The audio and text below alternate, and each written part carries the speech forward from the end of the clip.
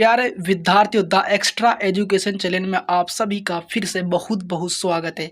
ये वीडियो आपके लिए बहुत ही इम्पोर्टेंट होने वाली है बिकॉज इस वीडियो में आपको एक बहुत ही इम्पोर्टेंट जीवन परिचय को लेकर आया हूँ और यह जीवन परिचय हमारे बोर्ड एग्जाम के लिए बहुत ही इम्पोर्टेंट जीवन परिचय है। यह जीवन परिचय प्रेमचंद का, किसका है?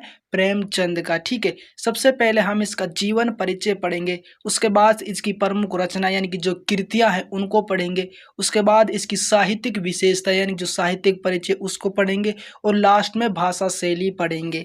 लेकिन शुरुआत में हम इसका जीवन परिचय पढ़ेंगे। मुंशी प्रेमचंद का जन्म 31 जुलाई सन 1880 को वाराणसी जिले उत्तर प्रदेश के लम्ही गांव में एक कायस्थ परिवार में हुआ था। यानी जो मुंशी प्रेमचंद जी का जन्म है वो 31 जुलाई और सन 1880 को, कब? सन 1880 को, और वाराणसी जिले जो उत्तर प्रदेश में स्थित है वहां पर एक लम्ही गांव है। कौन सा गांव है? लम्ही गांव है। और वहां पर एक कायस्थ परिवार में इनका जन्म हुआ था। कौन सा परिवार में हुआ था?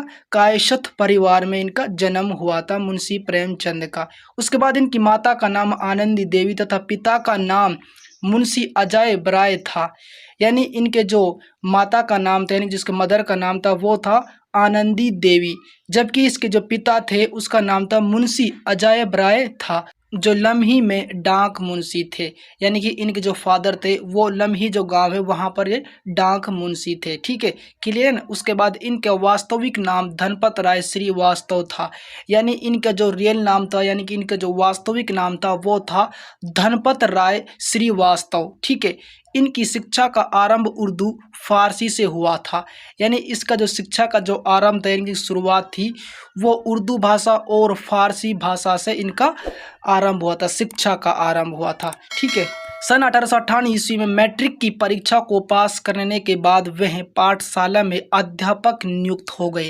यानी सन 1858 ईस्वी में मैट्रिक की परीक्षा को पास कर लेने के बाद यह पाठशाला में अध्यापक नियुक्त हो गए थे प्रेमचंद जी। ठीक है, उसके बाद सन 1919 ईस्वी में BA पास करने के बाद स्कूलों के डिप्टी सब इंस्पेक्टर नियुक्त हो गए। यानी सन 1919 में जो BA की जो परीक्षा उसको पास करने के बाद ये स्कूलों में डिप्टी सब इंस्पेक्टर के रूप में नियुक्त हुए, यानी कि पद पर नियुक्त हुए।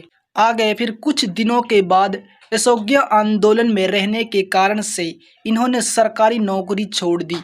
यानी कि जो असहयोग जो आंदोलन उसमें रहने के कारण से प्रेमचंद जी ने जो सरकारी नौकरी है वो भी इन्होंने छोड़ दी थी असहयोग आंदोलन के कारण से, यानी कि उसके रहने के कारण से। ठीक है, उसके बाद ये हैं आजीवन साहित्य सेवा करते रहे। यानी उसके बाद भी ये आजीवन साहित्य सेवा भी करते रहे थे प्रेमचंद जी। ठीक है, उसके बाद आचार्य महावीर प्रसाद द्विवेदी से प्रेरणा पाकर इन्होंने प्रेमचंद नाम धारण किया।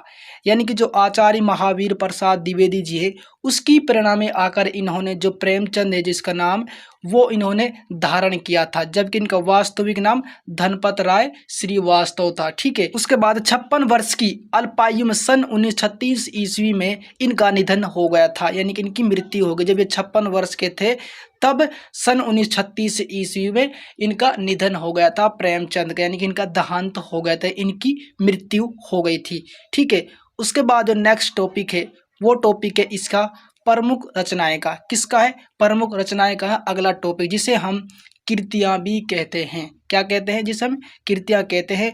और प्रमुख रचनाएं इसकी इस प्रकार है, मैंने ये बिल्कुल शॉर्ट तरीके में लिख रखे नहीं, इसकी काफ़ी रचनाएं हैं। मुंशी प्रेमचंद की महत्वपूर्ण निम्नलिखित रचनाएं हैं जो इस प्रकार है। यानी कि जो मुंशी प्रेमचंद है इसकी महत्वपूर्ण जो निम्नलिखित रचनाएं वो काफ़ी हैं। ठीक है, जो इस प्रकार हैं।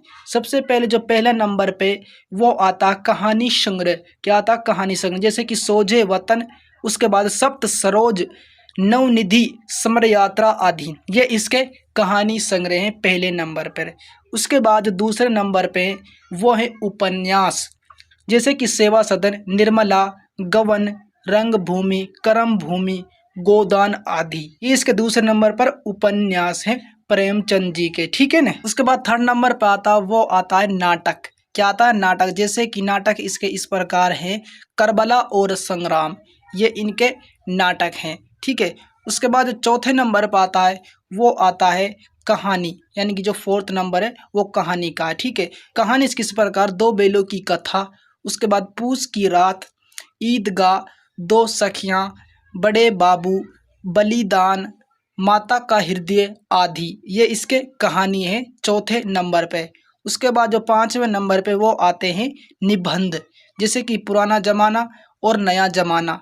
उसके बाद स्वराज के फायदे, कहानी कला आदि, ये इसके निबंध है प्रेमचंद जी के। ठीक है, अब यहाँ पर इसकी जो प्रमुख रचना यानी कि जो कृतियाँ हैं वो कंप्लीट हो जाती हैं। ठीक है, अगला जो टॉपिक आता है वो टॉपिक आता है इसका साहित्यिक स्थान, जिसे हम साहित्यिक परिचय भी कहते हैं या फिर साहित्यिक विशेषताएं भी हम कहते हैं।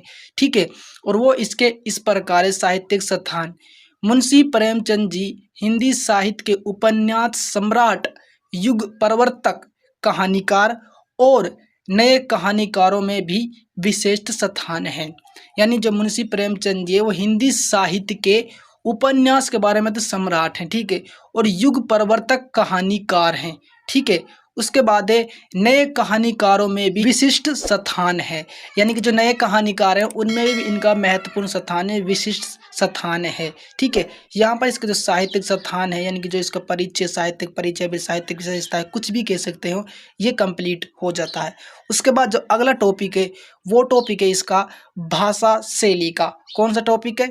भाषा शैली। और भाषा शैली लिखना बहुत इम्पोर्टेंट होता है, जो इस प्रकार है। प्रेमचंद जी ने अपनी रचनाओं के लिए हिंदी खड़ी बोली का प्रयोग किया है, यानी जो प्रेमचंद जी है उन्होंने अपनी रचनाओं में हिंदी खड़ी बोली को प्रयोग किया, यानी कि जो हिंदी खड़ी बोली है उसको अपनाया है। उसके बाद इनकी भाषा सरल, सहज, बोधगम्य तथा परवामय है, यानी कि इनकी जो भाषा है वो सरल है एक तो, ठीक है, उसके बाद सहज है, बोधगम्य, और बोधगम्य कहते हैं यानी कि जो आसानी समझी जा सके। ठीक है, उसके बाद है परवामय भी है, यानी कि इनकी भाषा सरल भी है, बोधगम्य भी है और सहज भी और परवामयी भी है। ठीक है, उसके बाद है इन्होंने विचारात्मक शैली, भावात्मक शैली, मनोवैज्ञानिक शैली और वर्णनात्मक शैली का सफल प्रयोग किया है। यानी जो प्रेमचंद जी है इन्होंने देखो विचारात्मक शैली का प्रयोग किया है। ठीक है, इसके अलावा भावात्मक शैली का प्रयोग किया, मनोवैज्ञानिक शैली का भी इन्होंने प्रयोग किया है और वर्णनात्मक शैली का भी इन्होंने सफल प्रयोग किया है। यानी इन सब शैलियों का इन्होंने प्रयोग किया है जो मैंने आपको बताया। ठीक है, अब यहाँ पर इसकी जो भाषा शैली है वो कंप्लीट हो जाती है।